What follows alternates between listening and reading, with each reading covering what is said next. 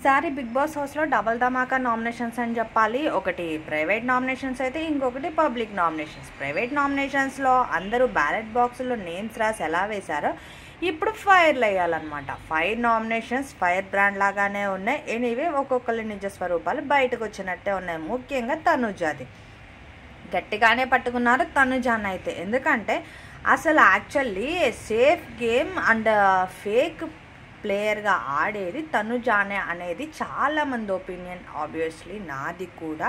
But అనాలని కాదు, but కానీ తన హౌస్మేట్స్ మొత్తం తనకి ఎంత సపోర్ట్ ఉన్నా అందరినీ నెగిటివ్ తోస్తుంది. తన వైపు ఎవ్రీ టైం 24/7 తన పక్కన ఉన్న వాళ్ళని తప్ప, రీతుని తప్ప ఇంకా అందరినీ టార్గెటెడ్ పెట్టుకుంటుందో ఏమో అర్థం కాదు. అలాగే ఈవెన్ భరణి గారిని గేమ్ సగం ఆడనీయకుండా చేసింది కూడా తనే అనిపిస్తుంది ఒక్కొక్క క్షణంలో.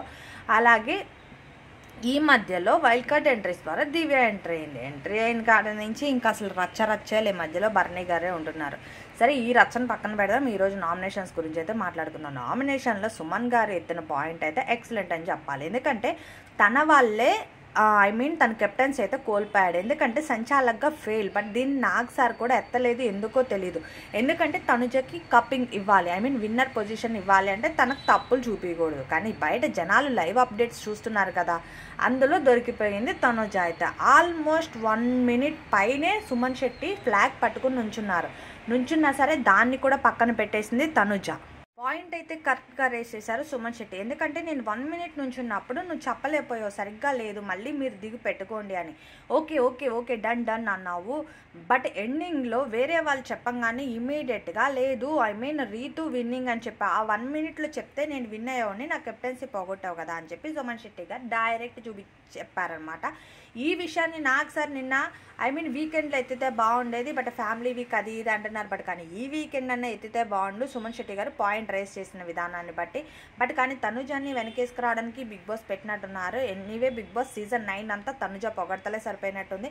ఇంకా ఒక్కొక్కరు నామినేషన్ అయితే ఎక్సలెంట్. ఇమాన్యుల్ అయితే గట్టిగానే ఇచ్చాడు తనుజాకి. ఏంటి అంటే తనుజ అందరూ నామినేట్ చేశారు. ఈవెన్ భరణి గారు చేశారు, అలాగే సంజన గారు చేశారు, అలాగే దివ్య చేసింది, అలాగే వేరే పర్సన్ చేశారు. దివ్య చేసినప్పుడు తన ఆర్గ్యూ కామన్గా చేసింది, అలాగే ఇమాన్యుల్ చేసినప్పుడు కూడా అదే ఆర్గ్యూ చేసింది, అలాగే సుమన్ శెట్టి గారు చేసినప్పుడు కూడా అదే ఆర్గ్యూ. అంటే తను ఒక టార్గెటెడ్ పర్సన్స్ చేస్తే మాత్రం తను గివ్ అప్ ఇవ్వలేదు. అలాగే ఒక్కొక్కరిని బ్లేమింగ్ చేస్తాడు. ఇంకా కళ్యాణ్ అయితే చెప్పాల్సిన అవసరం లేదు, డెమోన్ పవన్ మీద గట్టిగానే పెట్టుకున్నట్టున్నాడు.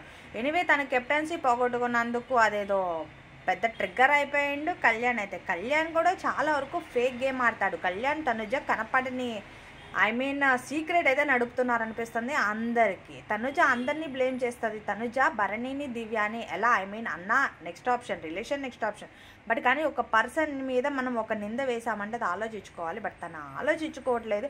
బట్ కానీ చాలామంది అంటున్నారు ఏంటంటే అబ్జర్వ్ చేసి లైవ్లో కళ్యాణ్కి తనుజ సీక్రెట్గా మాట్లాడుకుంటారు ఏదైనా సీక్రెట్ టాస్క్ లేదన్నా అవనివ్వండి అట్లా చేస్తుంది. బట్ కానీ ఇంకొకరిని బ్లేమ్ చేస్తుంది అని చెప్పి అయితే క్లారిటీ అన్నారు. వామ్మో, తనుజాలో అయితే ఒక చంద్రముఖి బయటకు వస్తున్నట్టు ఉంది.